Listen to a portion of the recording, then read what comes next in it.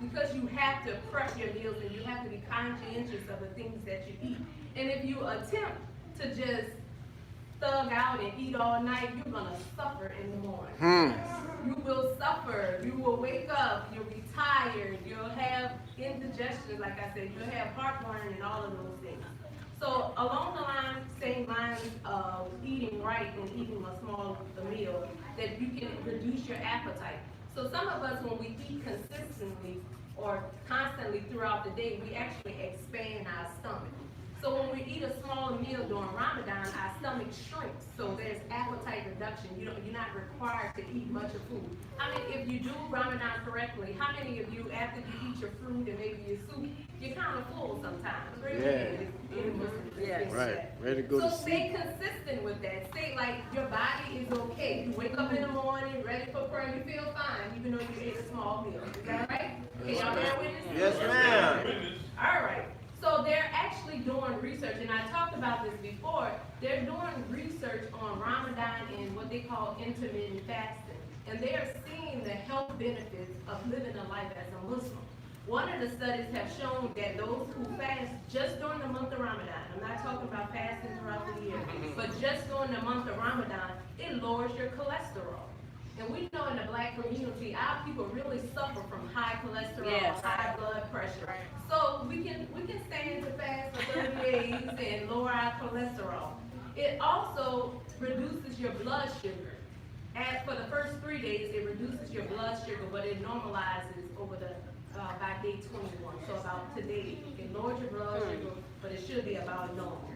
The other thing it does is it detoxifies. It's a good detoxant. So there are studies that actually show that you regenerate new cells when you fast. You reboot your whole immune system. How many of you want to heal yourselves? So did you know that the properties to heal yourself is within you? Right. It is not a doctor. It is not a nutritionist. It is not any of those things or herbalist. It is the body can heal itself. So just during the month of Ramadan, if you fast, you're going to regenerate a new immune system. And we were having a beautiful conversation about this yesterday. It's a reset. So if we, during this time, have new cells, our body is better than it was 30 days prior. Yes, ma'am. Why would we intentionally go back to our old ways? If we created a new person, like we are better after Ramadan. We are very much better than what we actually were. So why do we consistently every year go back to our old lifestyle? How many of us want to live a long life? How many of us want to play ball with our children and our grandchildren and be around for those things? That's right. Well, let's use this time to regenerate those new cells and don't go back to that old life. Because they're also showing that studies that show that fasting, I believe they say 8 days a year actually helps your body to cure itself from those chronic diseases. So if we're doing this, we're not only doing the Ramadan, but we're doing what Most Honorable Elijah Muhammad taught us in how to eat. If we're fasting 3 days a month, then we are going to continue to heal our bodies. Isn't that beautiful? Yes, it is. It makes me feel good that I don't have, no one else has to help me, that I can do this on my own if I but subscribe and discipline myself.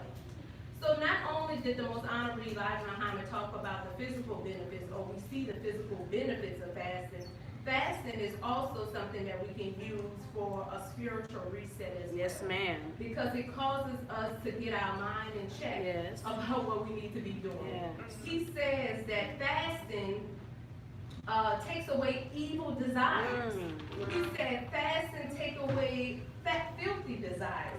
He says fasting takes from us the desire to do evil against ourselves and our brothers and sisters. So when we have those bad thoughts about our bosses or about other people that have harmed us, it cleans us up. It keeps us on the right path.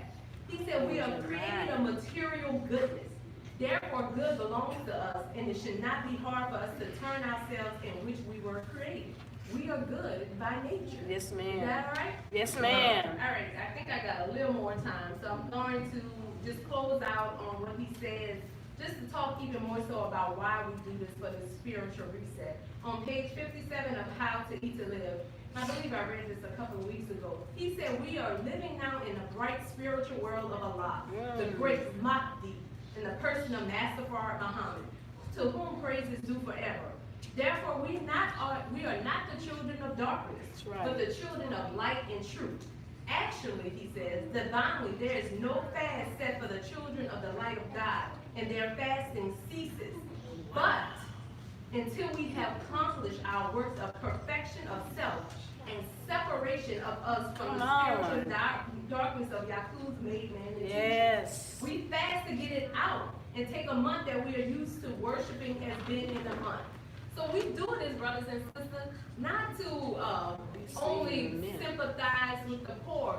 We're trying to uplift ourselves. We're trying to live in a world that is filled with indecency and immoral. We're living in a world where homosexuality is rampant, where our children are going to these schools and they are becoming turned into lesbians, turned into gays. We're living in a world where they're fighting. They put a ban abortion, and that people are fighting for the right to abort these babies. They're going through a time where fornication is okay, adultery is okay, eating all types of food is okay. So we have to fast, brothers. We have to get our minds right. Because if we don't get our minds right, then we're going to fall just like the rest of the world. Isn't that beautiful? Say clean up. Clean us up. We were reading yesterday in the Holy Quran in Surah 23, the believers. I believe it's Surah, but it's the believers. And we're just talking about, it just reminded me of being grateful that at this time, at this day and age, I can consider myself a believer. Yes, ma'am. I'm not one of those that are striving to live an indecent life. That's right. I'm not one of those who are trying to do filth to others. I am striving to be upright. I am striving to do the will of Allah. But it's beautiful because if the judgment happens right now, you want to die as a Muslim, right? Right. That's how you want to die. So at least we can say today, thank you Allah that I choose to be among yours. I choose to be among yours. That's right. Yes, ma'am. Praises be to Allah. So let's talk a little bit about, we're in this month of Ramadan. I have a couple of more minutes. In this month of Ramadan, let's talk about like healthy fasting. What is healthy fasting during the month of Ramadan? So when we eat at the end of the day, we should break our fast. Something that the Middle East do, they actually break their fast with the dates. How many of you break your fast with the dates? My children, some of them don't like the dates. But actually there is, and it talks about that in the Holy Quran, but they're actually showing that the date in itself is a great, because your blood sugar levels drop. So eating a date to break your fast actually help boost your energy. So it's not just eating something historically because Prophet Muhammad did it, but it's something that is actually going to reboost your energy and help bring your blood sugar levels where it actually needs to be. So, try that date. It's a healthy little strong sugar boost. It can be beneficial to you if you like it. The other good things that we should break our fast with are fruits. How many of you break your fast with fruits? Fruits. It's a good one. Something that was interesting, they were saying that fruit juices, and also they said milk is a great way to break your fast because of the natural toxins and the natural sugars that are in juices. Okay? So drinking that unadulterated milk that we get every Sunday is a good thing to break your fast with. Another great food to break your fast with is soup. So we can do our navy bean soup, we can do our red lentil soup, or you can serve with some of the other stuff, but we're taught in how to eat to live that we should eat bean soup on a daily basis. Yes, ma'am. All right? And moving right along, so I talked about drinking water. So it's something how your body resets itself. So the first couple of days of Ramadan, if you don't drink enough water, you'll suffer from mild dehydration. You get the headaches and you get the dizziness. How many of you suffer from that at times? The headaches and the dizziness. And it's okay. So you should make sure when you break your fast, you drink the water so that you can build up your immune system, just build up your water supply during Ramadan. So that headache that you experience, it's okay. Just make sure over time with Ramadan, you have your water, sip throughout the night if you can, sip in the morning so that you can not be dehydrated throughout the month of Ramadan. Y'all all right? Yes, Yes, ma'am. ma'am. So I want to thank y'all for those few moments to Thank come you. before you just to talk about the health benefits of why we do this as Muslims. And sometimes, coming before you all or anyone that comes up here, it's a little scary. You get these little things moving in it. But at least I can say that me coming up here, because I always pray not to come before you in vanity, but it is a reminder. It's a reminder for myself, and I pray that it's a reminder for you that we've been giving great teachings. We've been given teachings that's going to give us life and life more abundantly. So I greet you in peace. Assalamu alaikum. So brothers and sisters, I know we've been hearing about what's been going on in the news with abortion. I'm so excited to hear today's lecture. Help me bring up our local representative of the Honorable Minister Louis Farrakhan, Brother Willie Muhammad. Allahu Akbar. Allahu Wow.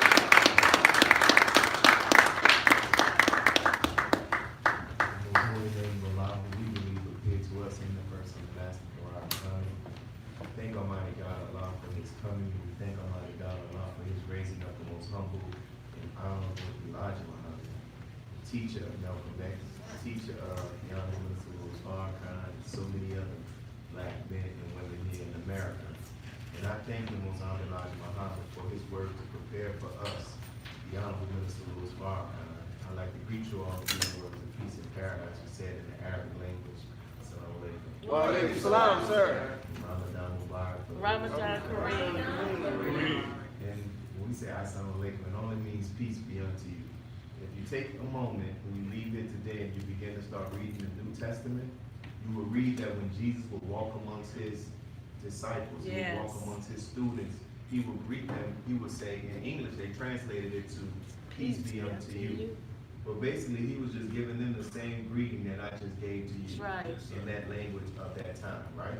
Yes. So we thank you all, and for those who are striving to be successful during this month of Ramadan, doing what the Islamic world says is fast, we ask that you continue. You're falling off in your reading. Yes. You always have the opportunity to get back on your reading, right? Yes. You're falling off in your fasting, you always have the opportunity to get back on the fasting. And that's one of the things when you read this Quran, when you read it during Ramadan, it really shows you that God, Allah, has placed so many things in place to help us as believers even when we fall. That's right. Yes. Like he talks about his mercy, he talks about his forgiveness.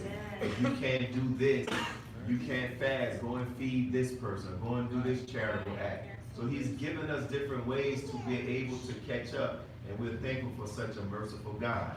I know with personally me, one of my challenges during Ramadan is the reading. And this Ramadan probably is my best Ramadan ever as it relates to the reading. But what has made it, what make it so difficult for me, is difficult for me to just read, to just be reading to complete a certain portion, right? So in Ramadan, you're reading, it's been divided into 30 days, so you're reading one part of the Quran a day. And that always, like when you're reading God's word, something you will read would trigger a thought, and it'll make you want to go and pick up another book. Or let me define this word, or let me go and read this footnote. But if you end up doing that, it takes more time, and you may end up getting behind in your reading. So in previous Ramadans, that's what has derailed my reading, because I was like, man, I want to read this. Right. And before you know it, I've got behind about 4 or 5 parts, and I didn't never finish, right? But this time I've been consciously disciplining myself just to read. Just know that there is a benefit of me just reading Allah's word as it comes into my mind and my body, in my mind, in my mind. And I thought about this story that I read where there was a young boy, and every morning he would wake up with his grandfather, and they would sit at the breakfast table. They would sit at the kitchen table, and his grandfather would be reading the Holy Quran. And when we say the Holy Quran, some people may think that the Holy Quran is a book that is an enemy to the Bible. As you see here, I have a Bible and I have a Quran. No, the Holy Quran is a book that verifies the truth that's found in the Bible. That's right. The Holy Quran is a book that also cleans up many of the misunderstandings and misinterpretations and the tampering that has taken place with the Bible, right? So sometimes you hear us say that the Quran is the book of the Muslims, and some people may say, well, in order to read that I have to be a Muslim. Well, you already are a Muslim as taught by the Most High Elijah Muhammad. You are a Muslim by nature. And all a Muslim is one who obeys God, right? So when you have the opportunity, you can Google and go online. You can read the Quran. Just read it. And just get an understanding of it. Because what you will find out is that this book is produced by the same mind that revealed the original version of the Bible. You read about Noah in this Quran. Yes. You read about Jesus. You read about Moses. You read about Lot. You read about Abraham. That's the same people that you read about in the Bible, right? Yes, You read about God asking us to pray, to do good, to stay away from evil. Right. And in the Quran, Allah gives us guidance on every aspect of life, even how we should handle contracts and the handling of money, how we should handle wills and leaving our estate to our children. So it is a book that you definitely should read, and you should not be afraid of it, right? Right.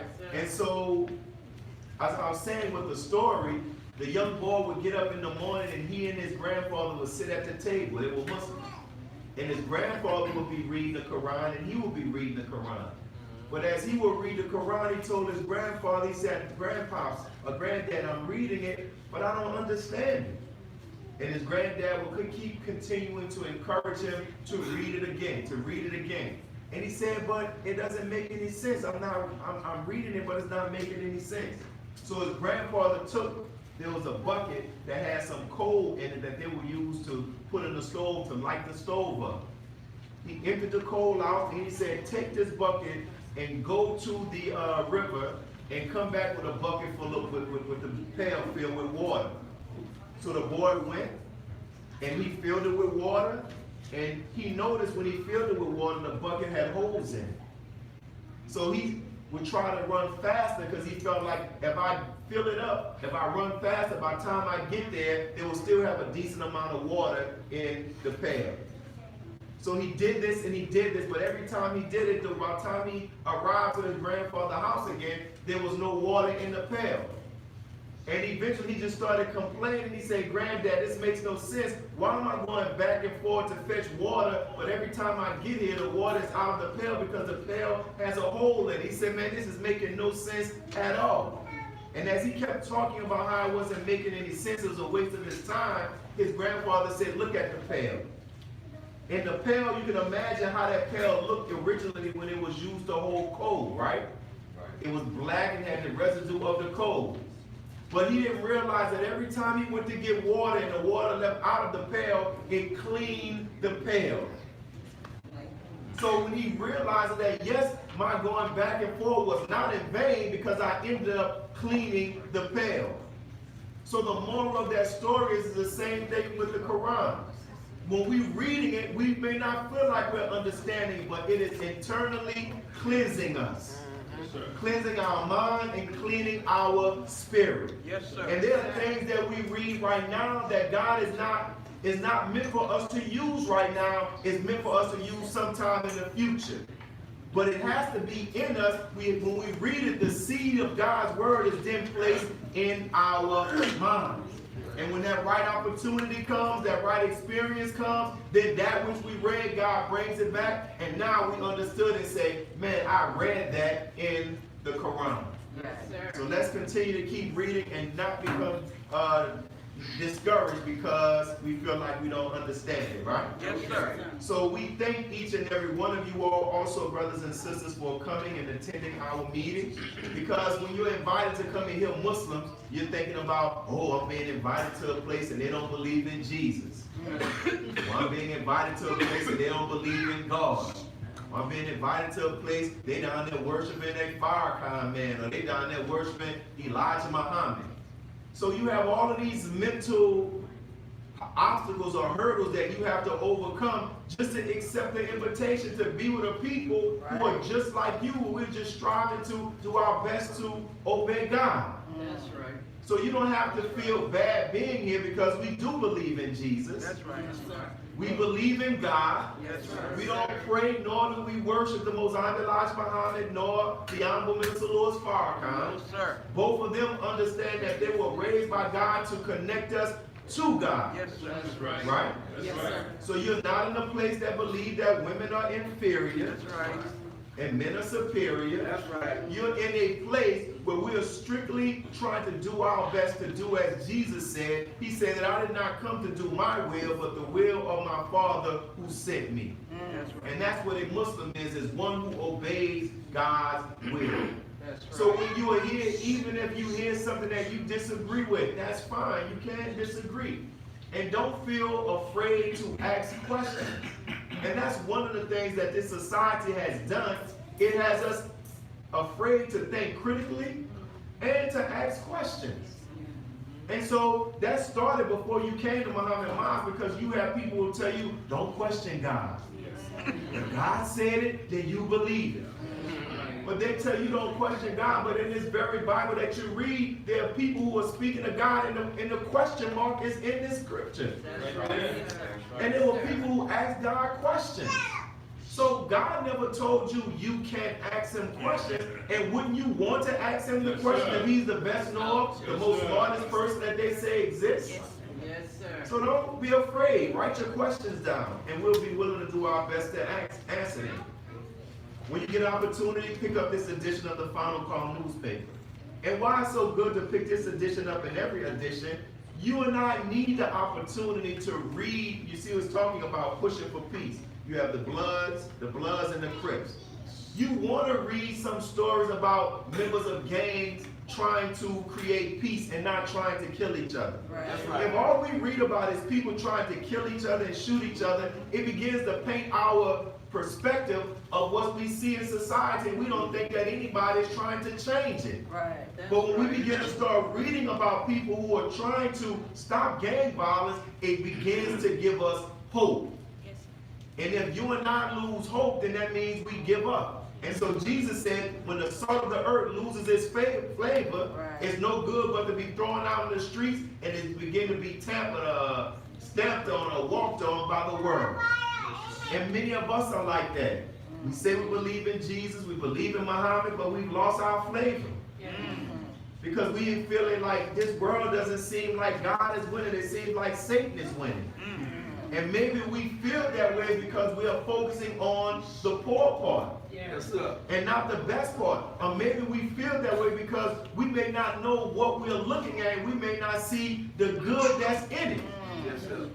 That's like when God started talking about how he was going to place a ruler in the earth in the Quran. Those who were around him said, are you going to place a ruler in the earth who's going to cause mischief? They only thought about the negative aspects of what he was doing. But he said, I know what you know not. Right? So sometimes things look ugly, but we don't realize that it's allowed to grow. What appears to be ugly begins to work for the good. Yes, sir. Right? Yes. So make sure you get this final call and make sure you read it. So today, as Sister Michonne talked about, we are going to, the title of the lecture is The Sacredness of Life, right? But what we're going to talk about, you probably can't see this, we're going to talk about this controversial and sensitive topic that has been consuming the headlines. If you've been reading the news and on the internet and different things like that, it's talking about how the state of Alabama has passed an abortion law, which people say is one of the most restrictive abortion laws that exist in the country. Yes, sir. So it says, under the law, which is scheduled to take effect in 6 months, an abortion is only legal if the pregnant person's life is at risk. A doctor who performs an abortion for any other reason could face up to 99 years in prison, right?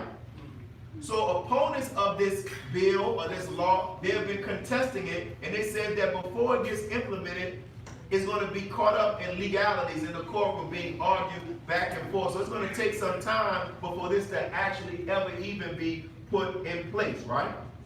So we're mentioning this, and I say that they should fight back against this abortion law. And the reason why I say that is because the way that they're trying to enforce this law in Alabama and other states are trying to do it, it goes against our position on abortion as members of the Nation of Islam. That's right. Right? Yes, sir. So as I sit here and we're talking about the lecture is the sacredness of life, the real motive behind the abortion ban. I don't want any of us to feel guilty if in your ignorance that you participated in an abortion or you had one. Because sometimes a topic like this can drain our spirit and we can begin to start thinking about when we made the decision to have an abortion or even encourage somebody to have an abortion.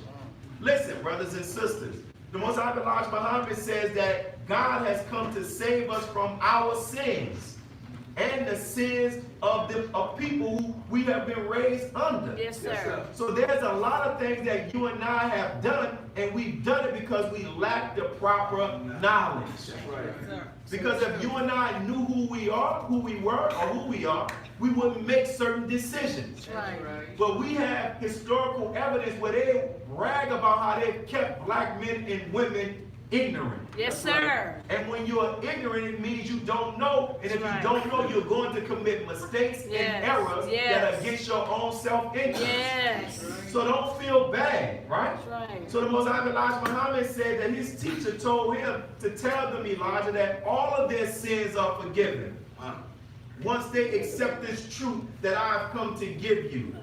How can he forgive all of their sins? He forgives all of their sins because he knows that they have not had a teacher that can teach them properly. That's right. You may say, well, I grew up in a Christian church. I grew up in this. Do you know that a large portion of those who are having abortions are those who consider themselves to be religious? Which goes to show you that they really don't understand what they say they believe in. Come on now. Right? And we know that we don't understand what we've been taught about Jesus and taught about God and taught about God's word because the very people who taught us this are the same people that enslaved us. That's right. That's right. So they didn't give us a true understanding, right? That's right. So when we talk about what is our position as members of the Nation of Islam, in this book, Torchlight for America, the Honorable Mr. Louis Farrakhan outlines our position. And he says society should not promote abortion. This is equal to the promotion of murder. He goes further, he says, however, I am not in favor of letting the product of rape or incest come to term. Abortion is justified in these cases along with those instances where the mother's health is at risk. This law in Alabama, they're saying forget all of that. That if she has been raped or has incest, that she still needs to have the child. And the only way she can have an abortion if it can be proven that her life is at risk. But in the Nation of Islam, we're saying that we are against abortion unless it's under those circumstances that we just read. Y'all are right. Yes, sir. So when we look at this, and I talked about how it's going to be held up, they're also saying that this fight in Alabama is really a fight to ultimately have Roe versus Wade overturned. Now, I've heard about Roe versus Wade before, but I never really took the time out to really understand. I just thought it was just about abortion. But it is. It is, but there's some other interesting things about this. Roe versus Wade was a Supreme Court decision where on January the 22nd, 1973, the Supreme Court heard the complaints of this plaintiff who wanted to have an abortion. And they decided that abortion at this point could be legal in all of the states throughout America. Prior to that, it was only legal in a few states, right? Yes, sir. So it's called Roe versus Wade because Wade was the last name of the district attorney in Dallas. But Roe is not the name of the real one of the woman whose case was submitted and argued in the Supreme Court. They came up with Roe. They played on Jane Doe, like John Doe, Jane Doe. So they said Jane Roe. The lady's name is not Jane Roe. The lady's name is really Norma McCarthy. This is her that you see in this dress. She, as it says, she had her first, she grew up in a Jehovah's Witness family, which were very strict, right? So she would be going around knocking on doors and doing all of that growing up, but she did it doing what her family wanted her to do, but she never had a real personal relationship with God. Come on now. And some of us grew up like that. Why you're a Baptist? Because my mama was a Baptist. Why you're a Catholic? Because my mama was a Catholic. My parents were Catholic. But we have no real understanding of the theology, right? Right. Come on now. So we just go along playing the role, but don't really even understand it. And that's like what some of the sister and the brother talked about last week. Why we have to take time to even explain and teach our children in our homes the religion that we practice. Right. So that they don't just grow up just practicing Right. something because mom and daddy said Yes, this sir. is what you need to do, right? Yes, sir. Teach. So the girl at 14, Norma, she ran away and she was put in state custody where she began to engage in a loose lifestyle. She lived a large portion of her life being bisexual, sleeping with men and women. At the age of 16, she had a child, and the child she was married, but she had a baby, and the marriage did not last. So at the age of 16, she's by herself with a baby, right? Yes. Then 3 years later, they didn't go into details in the article, she had a second child that said was a result of an alcohol-fueled affair. So maybe she was involved with a married man, and they were heavily intoxicated, and as a result, a child was born. So now she's under the age of 20, and she has 2 children, and she's by herself. Then at the age of 22, she got pregnant again. And this time she wanted to have an abortion, but in the state where she was, abortions were illegal. So she went to a doctor trying to find somebody that would give her an abortion illegally. When she couldn't, she said, well, I'm just going to settle and have an adoption. So they brought her, the doctor who was going to help her with the adoption said, I know someone that can help you, this attorney. So they brought her to this attorney, but the attorney had her own ideas in her mind.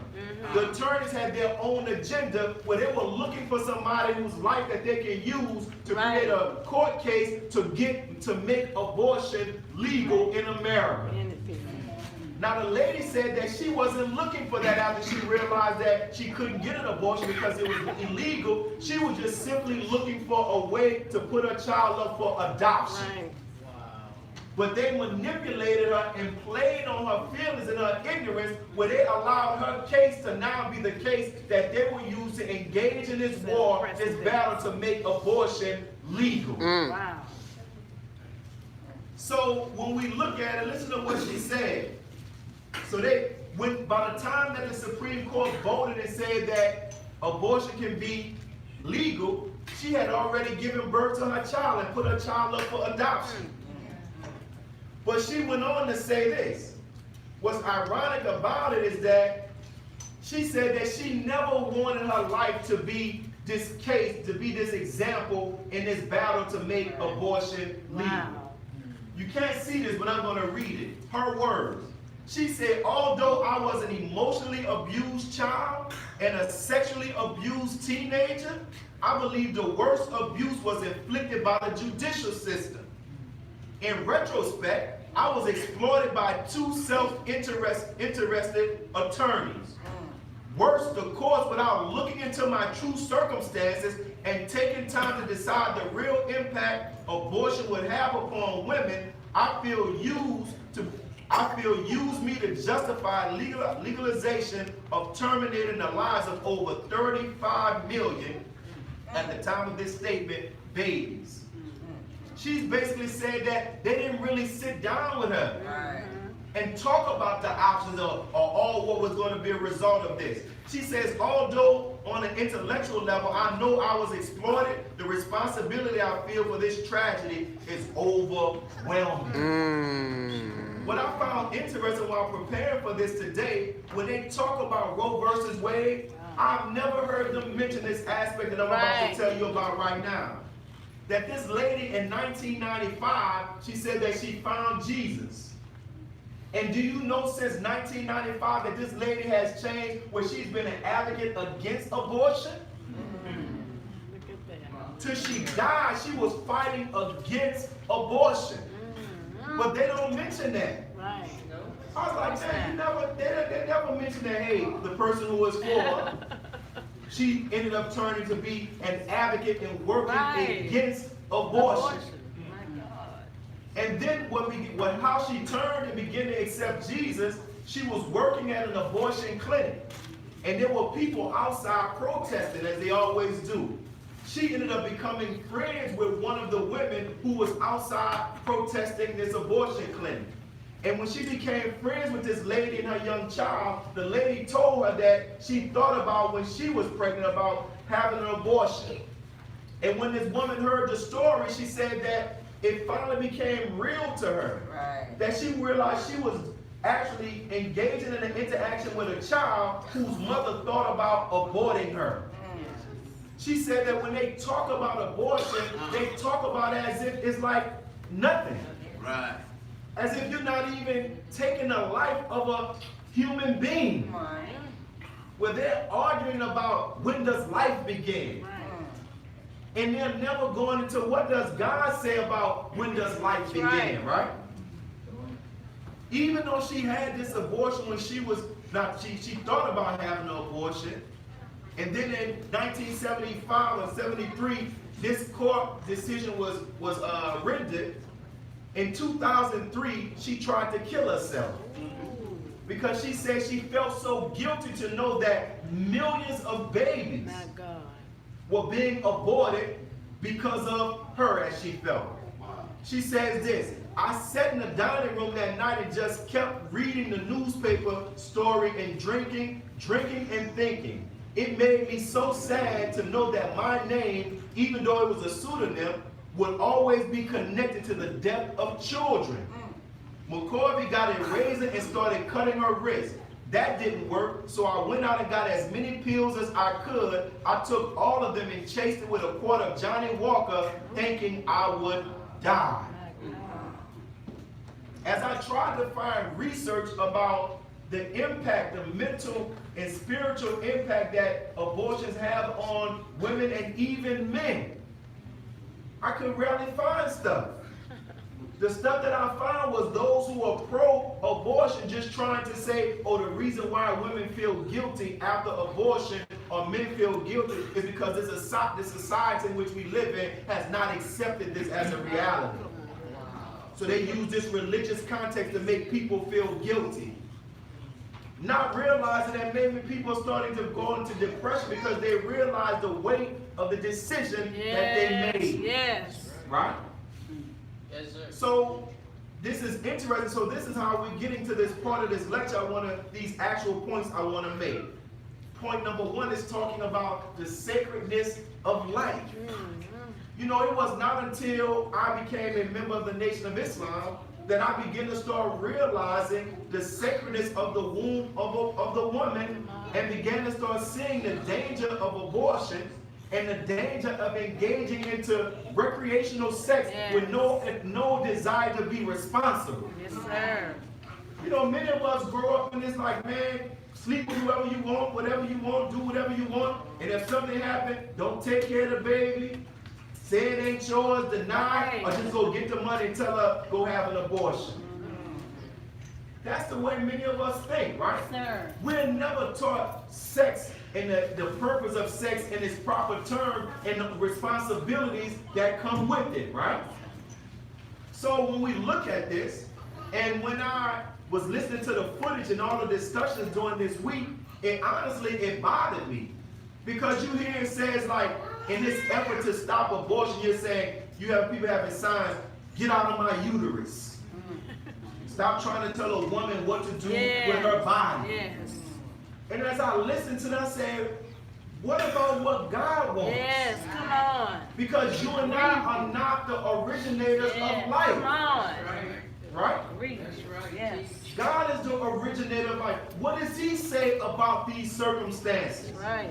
And in that discussion, they don't even really talk about that, right? And God is not factored in. And what this shows me when you listen to the discussion, this shows you how life itself is being devalued in this country. Yes, sir. They talk about it like it's just, it's just nothing. That's right. It's just a decision that you make, go to the clinic, and get it taken care of, and then go on with your life. But the people who speak about it like this are the same people who are snub their noses and speak about how they're disdain about these young brothers and sisters who are killing each other in street life. That's right. Look at how they're just killing each other over nothing. That's right. How could you kill somebody because they have a blue rag, you have a red rag? How could you kill somebody because they were on your block? How could you kill somebody because they stepped on your shoe? But the same question can be asked of those who make this decision. Right. Because you have made, or they have made a decision to take the life of a human being because they feel that it interfered with their career desires. That's right. That's right. Their life choices. Yes. This is hindering what I want to do, right? That's the thinking that we think when we don't know any better. I want to show this first clip. Listen to this clip where Minister Farrakhan talks about it in LA. Y'all all right? Yes, sir. It just so happens that the minister was actually speaking at a gang summit. And listen to what he says. Graduating from high school functional event. Something is wrong with You us. make it wide. I can turn it up on the You're computer. being programmed for self-destruction.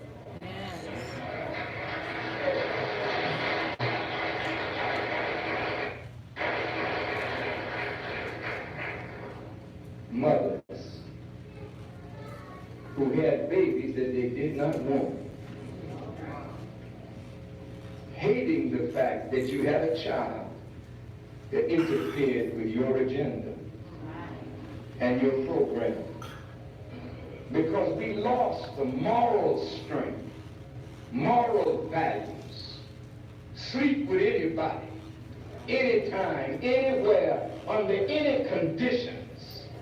So who wants the fruit of that relationship? So when there was a baby, the baby was left unguarded, unprotected. When you didn't want the fruit of your womb, the government made it easy to kill the fruit of the womb. Yes. So now we wonder why our young people are cold killers. But we do not take responsibility for the cold killing that goes on in abortion clinics all over America. If you can kill the fruit of the womb, why do you condemn the young who kill their enemies who stand in the way of their agenda when you kill those who stand in the way of their agenda?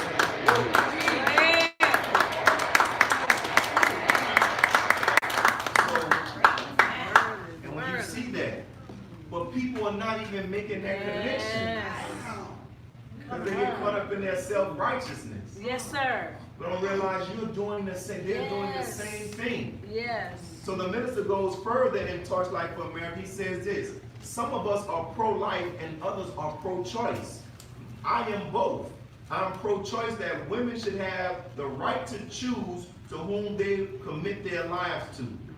So don't regret bearing life from that one to whom you have made a commitment. I'm not for any woman or man having the luxury of pleasure without responsibility. There is a procreational aspect of sex, and it is the neglect of this aspect that gains us disapproval in the sight of God. Yes, sir. No one should be free to kill the fruit of their womb, not understanding that what you are producing could be the answer to your own prayers and those of your forebears. That's right. So Mr. Louis Farrakhan goes further. He says most women do not realize what they are carrying. Because we in this world is so physical, and this world is so physical that it doesn't see God's hand in pregnancy. Come on. Yeah, pregnancy is giving birth to a human being to life, but it's even deeper than that. But I didn't learn that until studying the teachings of the Most Honored Elijah Muhammad, when he talked about the self-creation of God himself. That he talked about how it took so long that we don't even know how long it took for God to create himself. But he said that the second act of God's creation was the creation of a woman.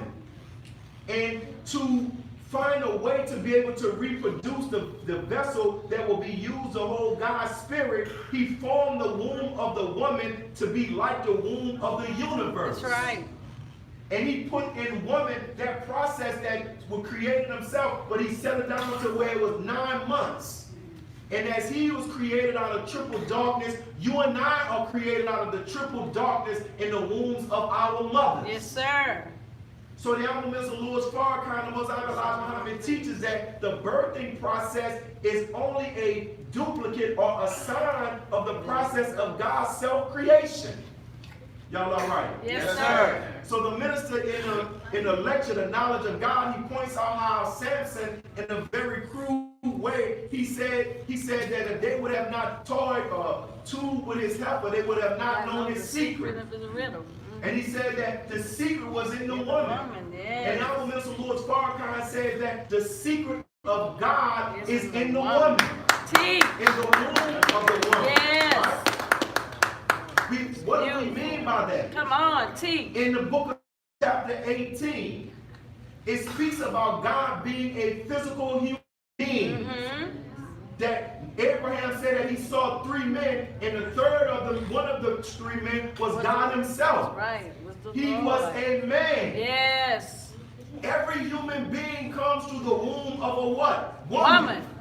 So if God was a man, then it has to, the logical thing we have to understand, is hard for us to realize it, is that that vessel that Abraham saw, that human body, had to be birthed through a woman. Teach now.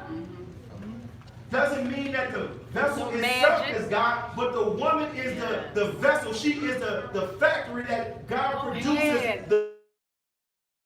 God produces the vehicle that will house his spirit. Teach. Right. Teach. But it comes through My a God. woman. And this vessel that comes to a woman, this vessel holds God's knowledge, wisdom, and understanding. In simple, you are the being that God has used to be able to reproduce himself into the timeline, into all the ages. Hey, teach. But the problem is that we don't read this book and see ourselves in That's it. right. You brag and say that Mary gave birth to God. You say how Mary is the mother of God. Oh, blessed is Mary's womb, but what about your womb? Come on, teach. You think that God just made the womb of one woman sacred? When you read in your scripture, when you read this verse, it says, for a child is born to us, a son is given to us, a government rests on his shoulders, and he will be called Wonderful Counselor, Mighty God. Mm-hmm. Here is a person that's going to be called Mighty God, Everlasting Father, Prince of Peace. He is a physical being. Yes, sir. That is finite. Born of a woman. But inside of this finite human being, he has that which describes him as an everlasting Father. Yes. A mighty God, but the key part is he is born from amongst a woman. That's That's right. right.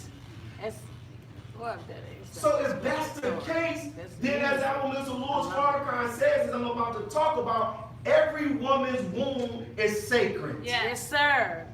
Every woman's womb has the ability to bring to the earth a human being that can solve the problems in which we face. Come on.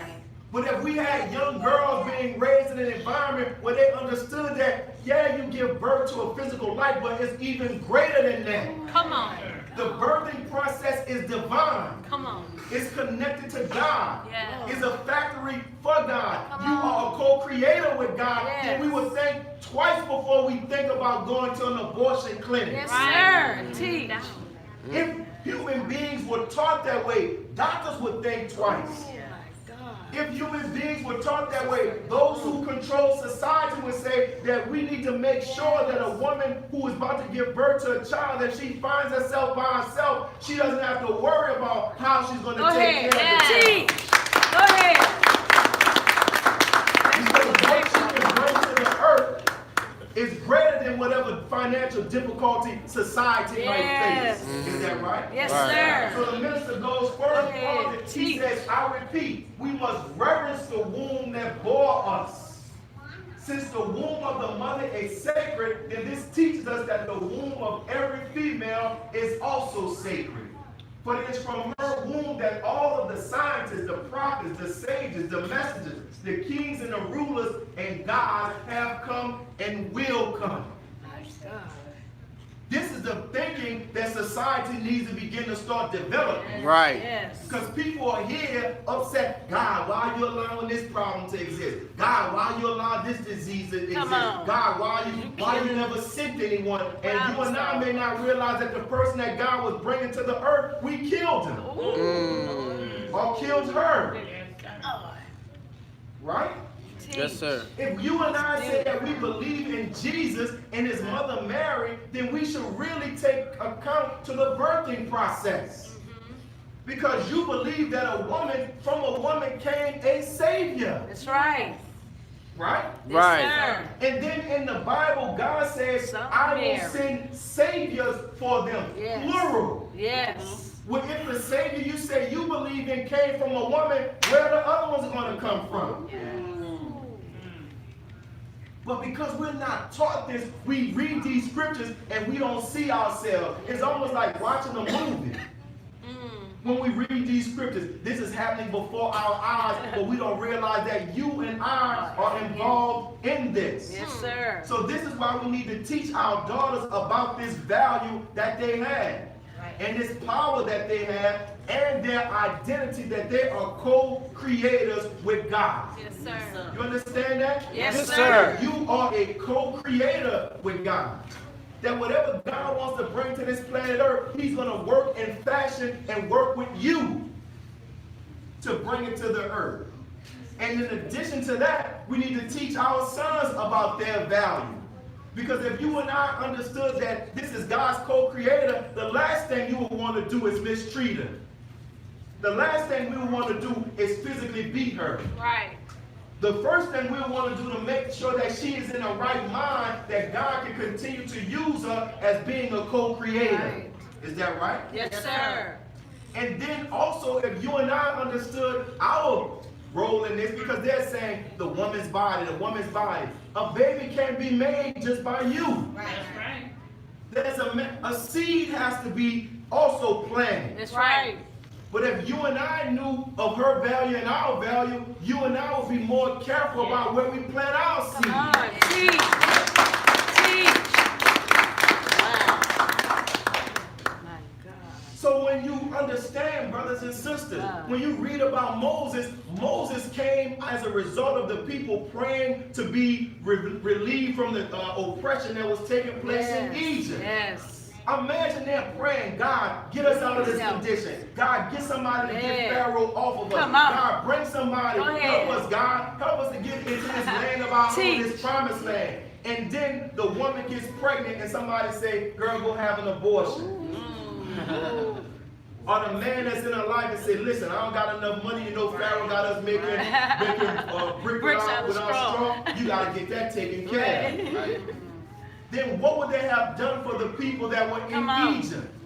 No the deliverance. scriptures even talk about how when Mary was found pregnant, Joseph was concerned.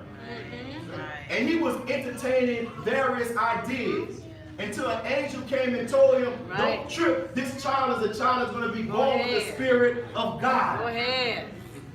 So they're talking about, you got to be careful, you bring a child into the planet Earth and you don't have enough money. How much money you need to have a child? Go ahead. Teach. Go ahead, Brother Willis. So when we look at this, we have to understand, brothers and sisters, this overwhelming push for the abortion of children is out of the mind of Satan. Yes, sir. And I'm not just saying that because we're in a religious context, but look at it. Look at what's in the book of Genesis. God has kicked Satan out of the garden and all of the other stuff. But look what it says. God told a serpent. Now, God ain't speaking to no real snake.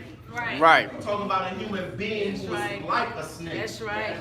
Who's poisonous, right? Yeah. And you know with snakes, their poison comes out of their mouth and that which they bite. Same thing in this satanic world.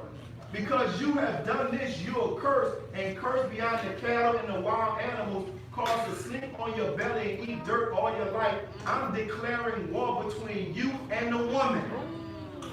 So God is saying that there's going to be a war between Satan and women.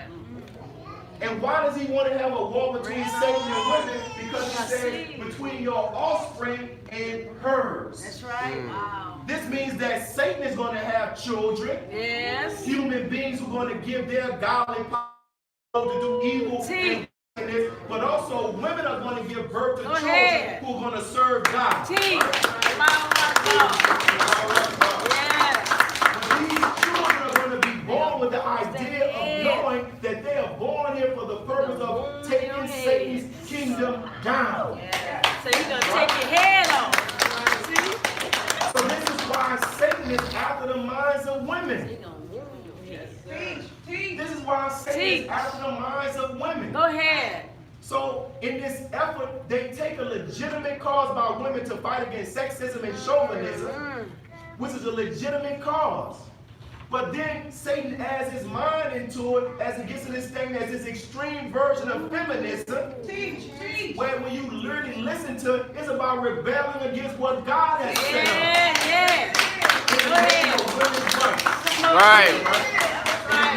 You can't tell me nothing to do with my body. You can't tell me I dress how I want to dress. Oh, come on with it. So we go from being under this tyrannical, sexist man to now we go to the whole opposite extreme where nobody can tell me nothing. God. And what type of world will you and I live in if there's a world with no rules? Oh, teach, Brother Willis. It's like I do whatever I want. You tell me nothing. Teach. And if that was the right way, why are you in the condition that you're in today? See, this is why the Most High Muhammad pointed out how his teacher described America as a wilderness. Yes. Beast. Meaning a wilderness, everybody's just wild. Yes. There's no law, there's no order to govern them. Come on. I want to do what the hell I want. Yes. But then blame God for the outcome. So Allah says, all praises due to Allah. He says in the Quran that corruption has appeared on the land and sea based upon what man hands have brought. That's it. Meaning we want to do whatever the hell we want, so you get that. Yes. You sow rebellion, so you reap rebellion. Teach. Right? Yes, sir. So when you see this, is this stuff just like, man, just I wear what I want to do, and you gotta respect me. And I heard this comedian, Dave Chappelle, said, it's like, man, think about that logic. I'm paraphrasing. He said he and his friend were in, I think he said it was in Las Vegas or something. And he said, if you're walking down Las Vegas and you see a man dressed in a police uniform, if somebody robs you, who are you going to run to? The man with the uniform. So he said, but then if you walking around, if you were looking like a hooker and dressed like a hooker or a prostitute, and somebody comes and say, how much does it cost for this? You can't have the audacity to get upset. Because you dress like that.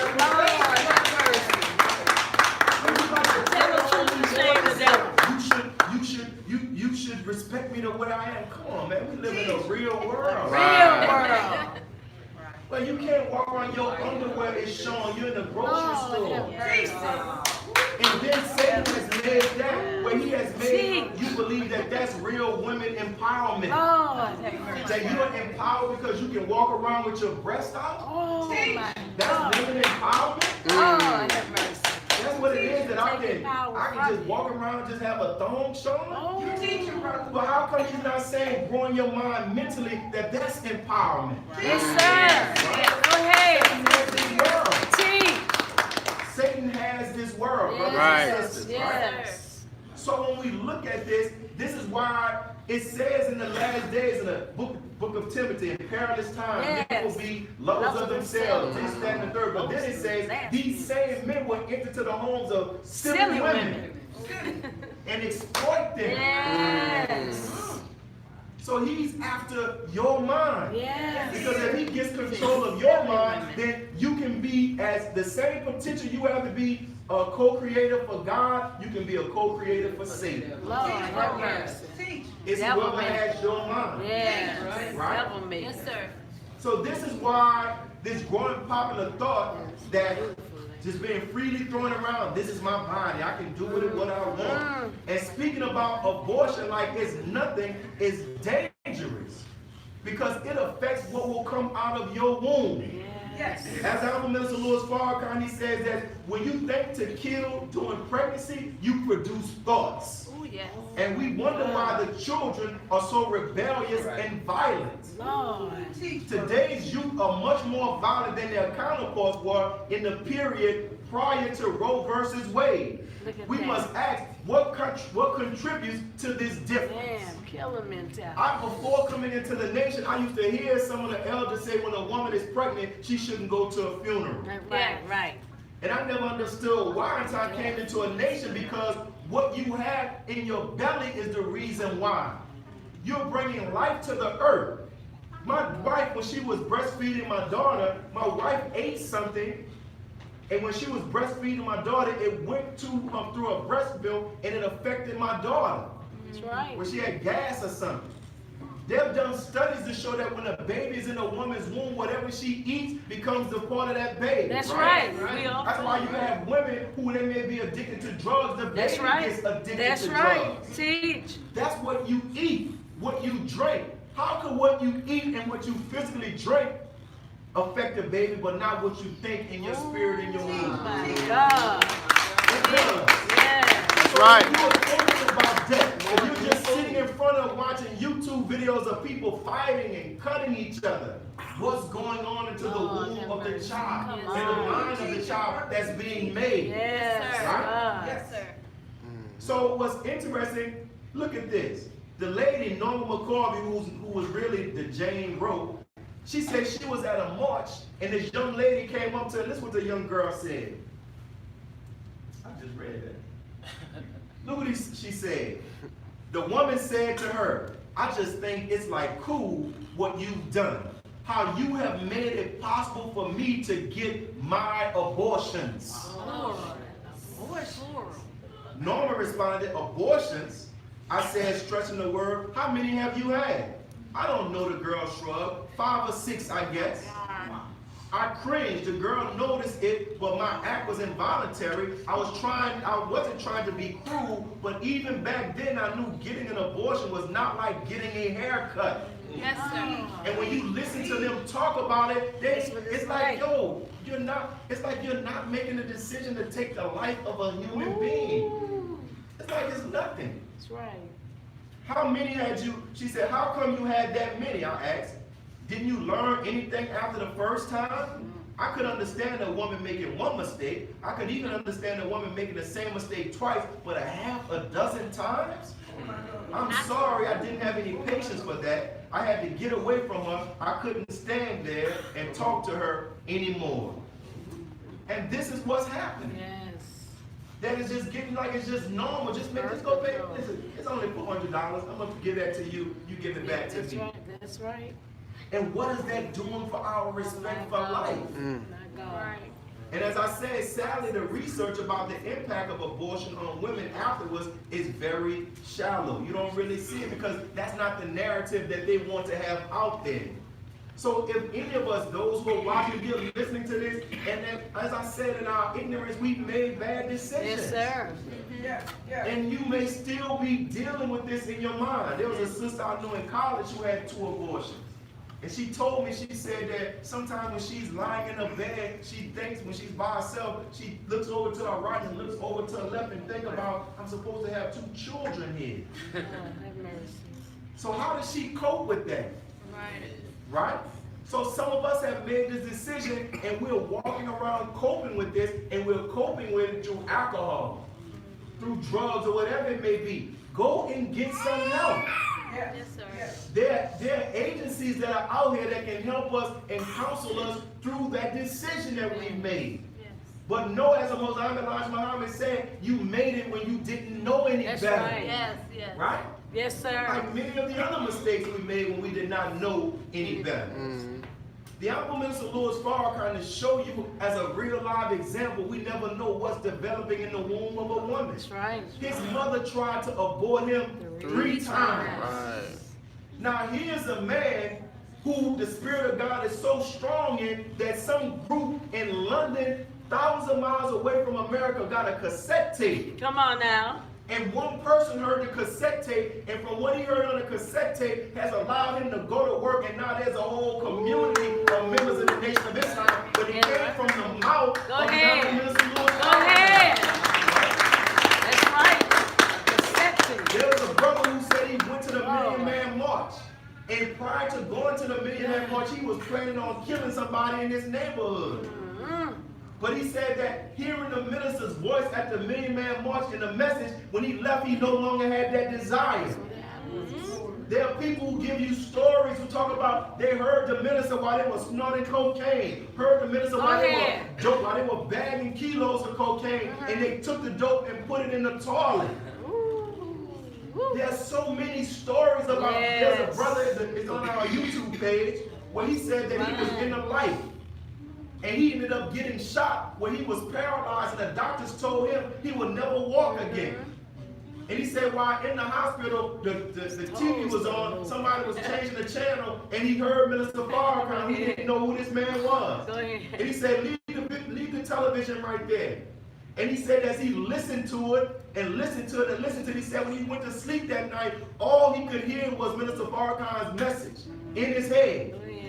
Now, a man that they said would never walk again, he said that he woke up the next morning and he finally was able to wiggle his toe. Now, the doctors had said that he would not be able to walk again. But when I saw him, he was able to walk. Go ahead. But that transformation started because he heard a word from a man whose mother tried to abort him three times. God.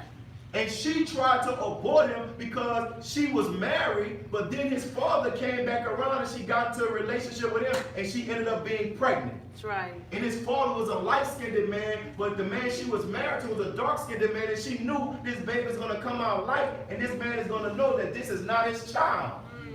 So she was afraid. But even in situations like that, brothers and sisters, that should not be a justification to kill the fruit that's in your womb. That's right. Because here we can stand before a man who's able to give life to millions. And he came out of a relationship that was not holy. Y'all okay? Yes, sir. So she tried, but when she tried, she did it with trying to use a hanger. And when she wasn't successful, the minister said his mother did, she sought refuge in God. When she prayed for God's forgiveness, she prayed for God's mercy. And as we were talking about earlier to show how your thinking can imprint that, affect that's in your womb, she did it and she gave birth to a man whose love for us is greater than our hatred for ourselves. Right? She gave birth to a man who's able to look past our faults and see our needs. She gave birth to a man who can see us in our filth and indecency, but he doesn't judge us or condemn us. He still sees God buried in us, and he speaks to get that God resurrected. Yes, sir. But he was shaped that way because of the prayers of his mother in her womb. Yes. When she relied on God, that God, I don't know how I'm going to get out of this situation. This man is going to leave me. He's going to forsake me. But she gave birth to a child. As she was dependent upon God, she gave birth to a man who knows his fate and his success is based upon his relationship to God. So no matter how much the government tries to attack him, no matter how much the false Jews try to say he's anti-Semitic, he's anti-white, he's homophobic, he finds his refuge and his security in God. But that was shaped in his mother's womb. Are y'all all right? Yes, sir. His mother told him on her dying bed, as my mother lay dying on her bed, she told me while cradling her womb, son, I thank God for what he allowed my womb to produce. She prayed that God will forgive her for even trying to kill such a precious child.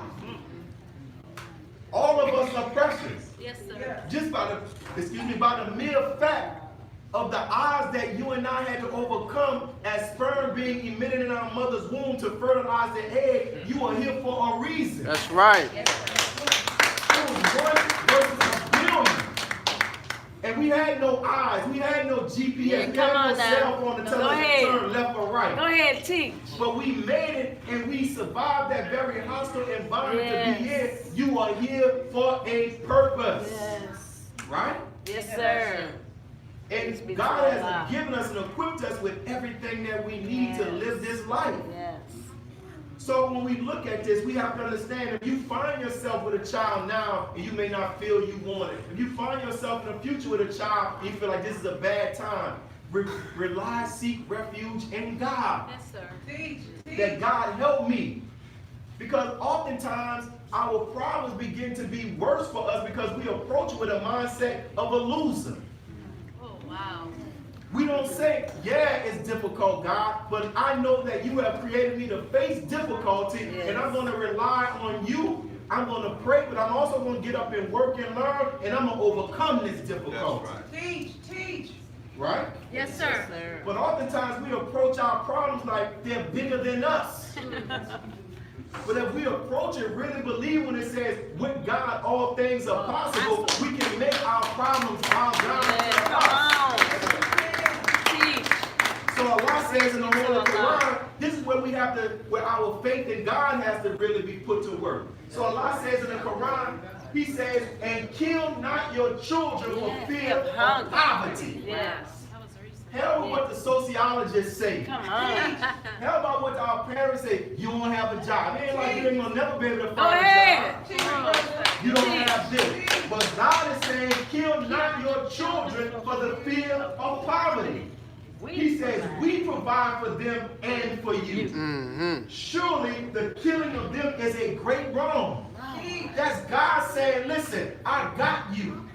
Right. But you're going to have to do some work as well. There's no mystery. That's right. But don't kill your children because you're wondering, I'm not going to be able to buy LeBron James shoes. I'm not going to be able to buy her this. Go ahead. God ain't worrying about him being able to wear fashion clothing and all of that stuff. Amen. But they will get that, but you focus on right now, bringing this child to the earth. That's right. So now we get to the part 2 of my point, and we're about to close out. What's the real motive behind this ban? Like anybody with sense would know if a woman has been raped or is an issue of incest or is threatening her life, she should be allowed to abort the child. Anybody with sense would understand that. But why is it that these conservative white men are going so hard? They're saying even have the child, even if you were raped. Come on. Wow. Yeah, your father raped you and impregnated you, but have that child. Who would make them think so irrational like that? That they're more concerned with having this white body come to the earth. And not thinking about it in regards to what's going on in their mind. So there's an article. It's titled, Declining White Population is Spawning Fears and Bias. It says this. Over the last 3 decades, demographers have told us that there will come a day when the white population will begin to decline and subsequently become less than half of the U.S. population. First of these expectations is now here about a decade earlier than projected. So now it's happening faster. Listen, it's not us sitting there doing that, gathering that data, coming up with this research. It's people who have a lifetime of ruling. When their parents ruled. And now they're seeing this data saying that we are now going to become the minority.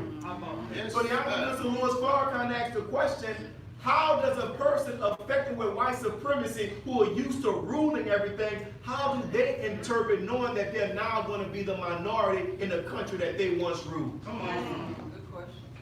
Yeah. They goes further, they say this.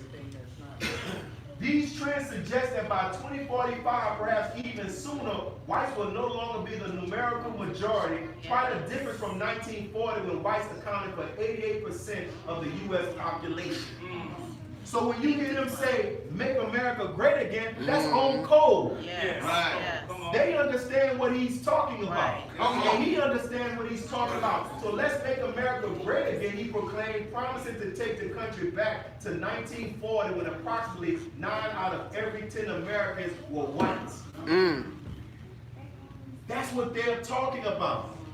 So like there's this young brother, they don't take well to losing their power. They don't. Like that little, look at this is a small example. Look at the resistance that young brother is getting who made that song Old Town Road. Country music is predominantly, that's known as their music. And when this young brother, when you watch it, there's a YouTube video of him talking about how he came up with the music. He's not like a country singer. He said he was just sitting in his sister's house and she was like, you got to get a job or you getting up out of here. And he was like, I'm going to take my horse to Old Town Road. Then he came with this, and now it's a hit record. That when it jumped up to the top of their charts, they took it off and said that's not a country album. Because to them, you and I, we see it as, man, it's a hit record. They see that that's one more damn thing these niggas is taking from. Right, that's the last straw.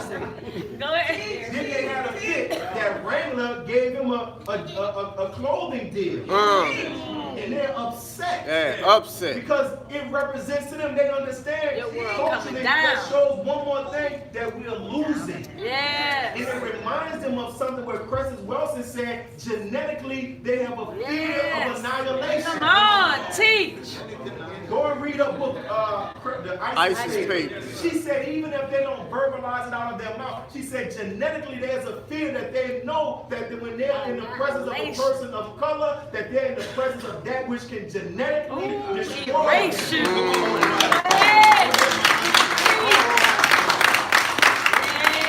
So now we hear some more You're on your stories. way out. They told us that this is what they're afraid of. That's right. So then we go to this article. Have you ever seen, you know this white woman? Yes, sir.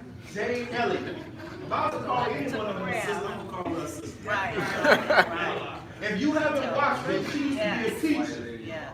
And when Dr. King was murdered, it affected her so much that she saw the savagery and the hatred of her people toward people of color. So she did an experiment where she wanted to prevent that mindset from going to existing and going into the future in young children who she taught. So she separated her class with the blue-eyed students and like I think the brown-eyed students. And she treated the blue-eyed students, she gave them an experiment where they were treated like black people in America. And she allowed the brown-eyed ones to be like white folks in America. And she said that they had a fit. She did it on Oprah Winfrey. She even did it in several places here in America. And she went to London and had the same experience where white folks are just like the stuff that you and I experience Every day. Go ahead. And in the experiment, they couldn't, the people who were, the black people were able to get pastries and get coffee and have donuts. And the white folks just had to sit, they couldn't sit in a chair, they had to sit on the floor, and all they had was water and like a bag of chips. And they were having a fit. How come they are allowed to get the pastry? This is wrong. Go ahead. They couldn't even take it, and some of them just broke out crying and walked out. You gotta go watch this video. Yes. You gotta see it. Right. But they asked her about, we're gonna go to this video. They asked her about what she saw as the real motive behind this abortion ban. Good Lord. And listen to what she says. Because you know, just like with you and I, most black folks talk differently when it's just black people. Yeah. Right. They talk differently too when it's just them. That's right. And she's white and she knows the conversation, Come right? on. So listen to what she says. Already decide where people live. You need to realize that there are more children attending segregated schools in the United States today than there were previous to Brown versus Board of Education. And that's a fact. You need to realize that it is not the intent of white people to let this situation change in favor of anyone but themselves. And right now, white people are really frightened. If you don't understand the destruction of Planned Parenthood offices, and you don't understand the wall that we're going to build on the southern border of the United States, you haven't read the book, The Birth Dearth by Ben Wattenberg. Ben Wattenberg was a brilliant Jewish man who was a member of the American Enterprise Institute. And he wrote a book, the first paragraph of which says, the main problem confronting the United States today is there aren't enough white babies being born in this country. He was an advisor to presidents of the United States. He wrote the book in 1987. He says if we don't change this and change it rapidly, white people will lose their numerical majority in this country and this will no longer be a white man's land. Now, I'm not misrepresenting this. I'm telling you exactly, almost exactly what he says. He says there are 3 things we can do to solve this. Number 1, we can pay women to have babies, as they have been doing in Western European nations for years. Then he says, and these are his words, not mine, unfortunately, we would have to pay women of all colors to have babies, so we don't want to do that. He says the second thing we could do is increase the number of legal immigrants that are allowed into this country every year. And once again, he says, unfortunately, the vast majority of those wanting to come to this country today are people of color. We don't want to do that. Right. The third thing, he says, and white women had better pay attention to this, 60% of the fetuses that are aborted every year are white. If we can keep that 60% alive, that would solve our birth dearth. Does that sound like racism to you? And if it doesn't, I want to know why it doesn't. If it doesn't, you don't understand what racism is. And I think it does. When we close Planned Parenthood clinics, because we think they're there only for abortion, we need to take another look. They are used for many, many, many things, and many women need the things that they can get from Planned Parenthood clinics. But we are going to do away with all that good to avoid allowing white women to have control of their own bodies. Now, nobody... And she sees it. Yes, sir. And you may think about the white people who you work with.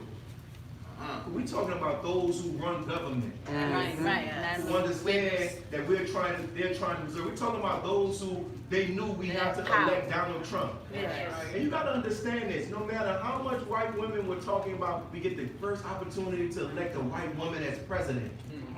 How many was talking about how low down dirt Donald Trump is? He's this, he's that. When they went to go and vote, they voted in a man who protected their legacy. That's right. Yes, sir. That's right. When they came time to vote, they knew we gotta vote for this man. That's and right. they did it, right? Yes. But now the White Mr. Lewis supremacy. Farrakhan has been pointed out. There's an article you can read too. Abortion, white panic over demographic dilution. The minister pointed out this years ago when he was doing the Stop the Killing lecture, Exodus chapter 1, verse 9 and 10. It shows you the mindset of Pharaoh, aka Caucasian people in rulership who are affected by white supremacy today. Go ahead, come on. Yes. He says this. He said to his people, look at the people of Israel now. They outnumber us and are stronger than we are. We must make a plan to keep them from growing even more. If we don't, and if war breaks out, they will join our enemies and fight against us. Then they will escape from this country. Here this man was oppressing these people who we have been taught to believe that took place thousands of years ago. But the Honorable Elijah Muhammad, the Honorable Mr. Lewis Farrakhan said that the book of Exodus is talking about us here in America. Come on. Right. Yes, sir. There has been no historical or archaeological evidence to show that a group of people were in bondage in Egypt for 400 years. There's no evidence. But there is evidence to show that people taken from Africa were brought here in America, and we've been here for 400 years. So he saw, like they see us growing. They see us dominating everything. How do they feel about that? Come on. And they just don't sit back and do nothing. They do something. So you see, the sister Angela Rye was with Charlemagne, and she talked about Minister Farrakhan need to do this, and then the very next breath, she's defending Joe Biden. And go and listen to what Joe Biden said when he was advocating for the crime bill. Right. The dude was saying, like he said, I don't care if they came from broken families. Right. I don't care if they were uneducated. I don't care. They need to be locked up. Yeah. And as I said, man, how hypocritical is that?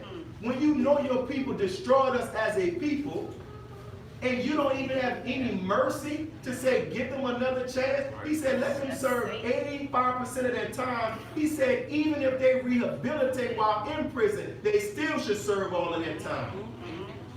And while he was talking about black folks need to be incarcerated, at the same time, several years before that, the government, the CIA, was helping pushing dope into the black community. Right? Do you know that at the time of the crime bill, violence all over America was on the decline? But he was saying that we need to be put in jail because of violent activity, but violence was on the decline. That's right. Look at that. Wow. So that means that they were locking us up on this street strike law from pushing cocaine that they flooded our neighborhoods. That's right. And if you don't want to read a book, go on Netflix. I know you got Netflix and chill. Go watch a movie called Kill the Messenger. It's based on a true story. Then after you watch the movie, go read about this man, Gary Webb, who exposed that they were bringing dope into the black communities. that gave the Bloods and the Crips money when they were able to get access to guns and start killing each other. Now they want to come back and lock us up. From them pushing dope into our community. And we think so little of ourselves. Think about this. They were in slavery at that time, but look how Pharaoh saw them. He saw them as outnumbering them, and he said they are stronger than we. We look at ourselves as if we are nothing. But they understand that they're looking at somebody who's their biological superior. That's right. And they're going to work. Right. Right. Yes. They're going to work on it. How is it that black women are dying from diseases and other health issues that could be cured and that white women have that are not dying from it? Teach, brother. Right? That's right. It's a cold reality. I know it's hard for us because we're the people of God. We believe that everybody loves humanity like we love humanity. Teach. But look at how they're shooting us. Had the young brother, he's a little teenager, they put a bag over his head while they had him in handcuffs. Shot the sister that's in Dallas. The same mindset that we see those police that kill us is the same mindset that's causing us to kill each other. That's right. Yes, sir. Same mindset, right? Yes, sir. But what was interesting about this whole thing, you got to go and get this book. It's online. Pat Buchanan, The Death of the West. He's basically telling people like, look, man, y'all got to pay attention. White folks are dying all over the world. That's right. It's so bad that they even talking in some European countries to allow men to start practicing polygamy. He was even talking about how they need to start paying white women to give birth to children.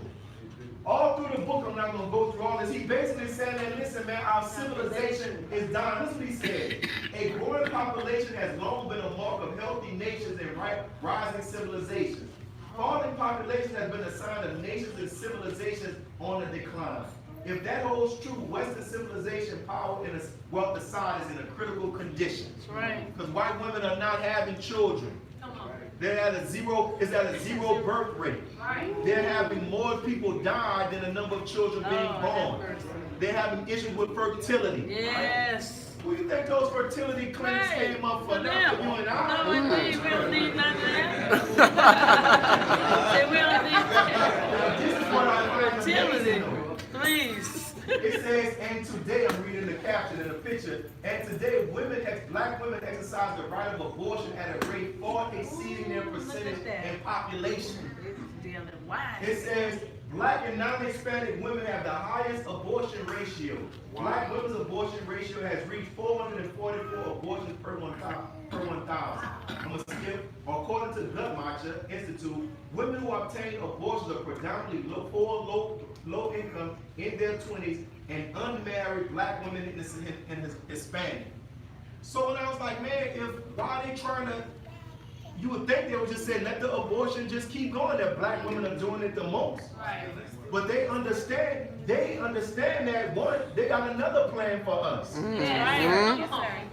that they're doing, right? Yeah. But also they understand that they are not only at a zero birth rate, they also know low infertility, but they're also counting in the impact that lesbianism and homosexuality is having on the white community. No babies. They're also factoring in racial intermixing. Yes. So yeah, the sisters may be having higher rates of abortion, but they know even if black women keep giving abortions like this, they still will produce more than us. That's right.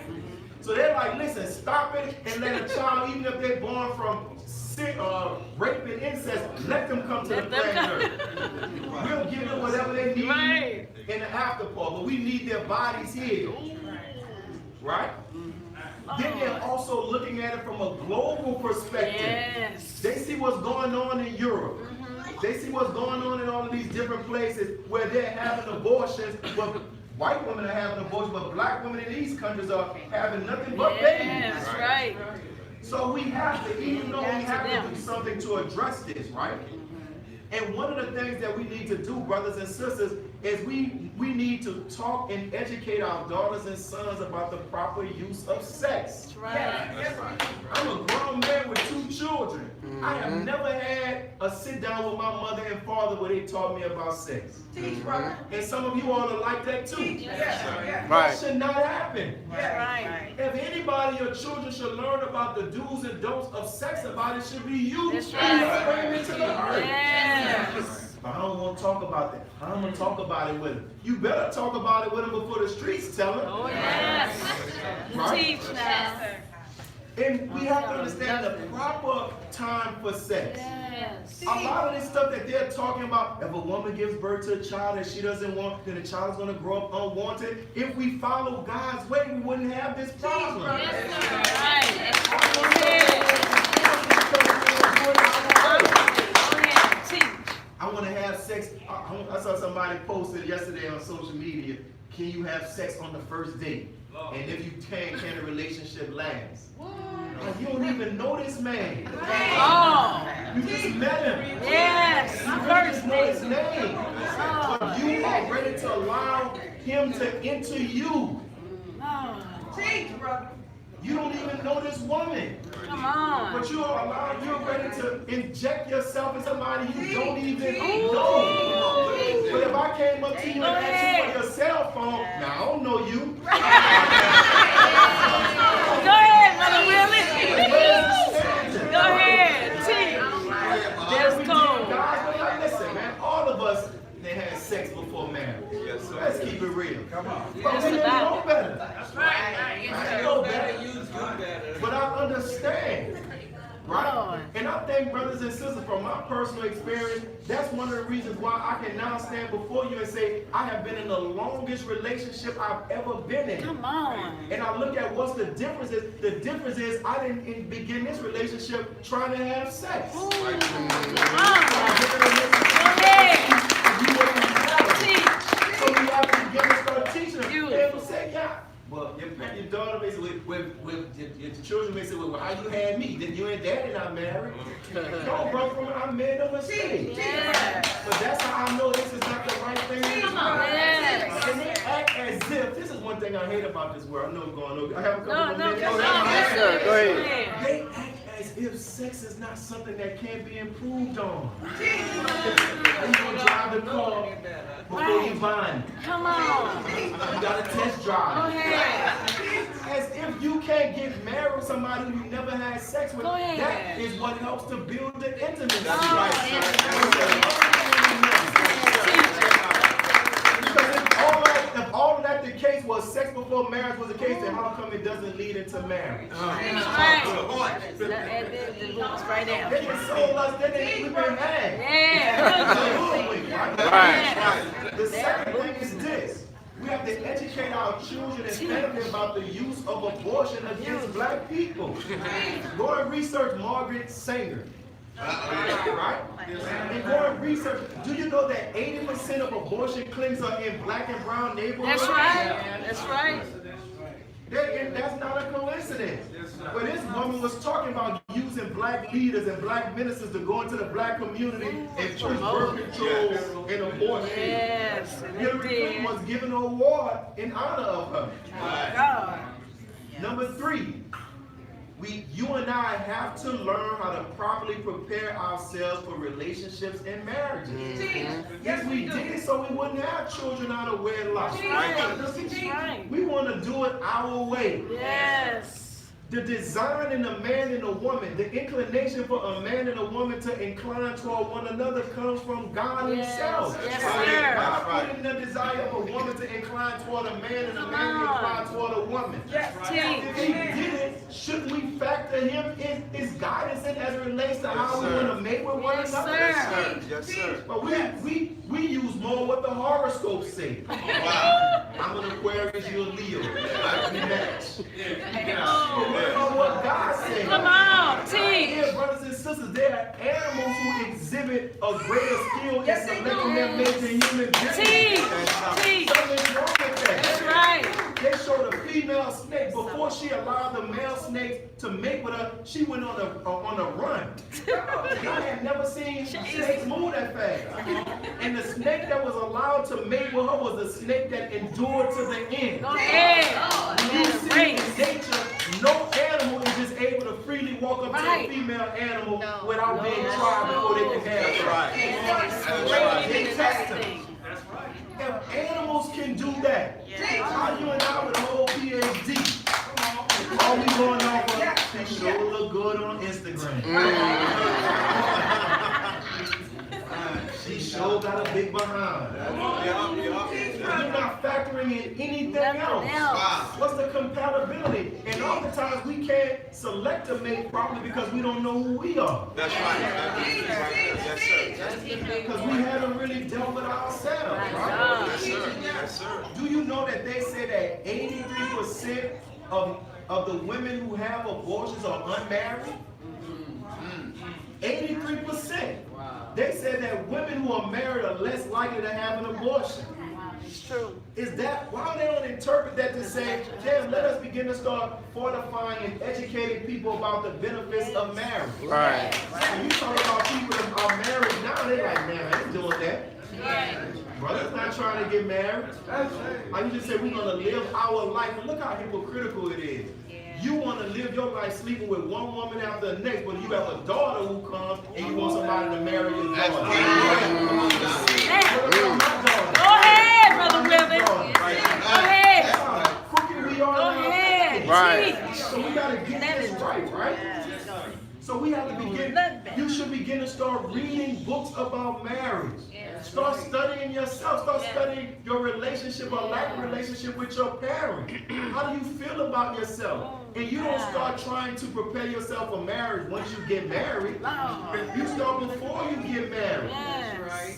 Right? Yes, sir. And we begin to start working on how to control our urges. Come on now. Because look at what it is producing. And lastly, brothers and sisters, we have to understand the historical legacy of black people in this country. They don't want us.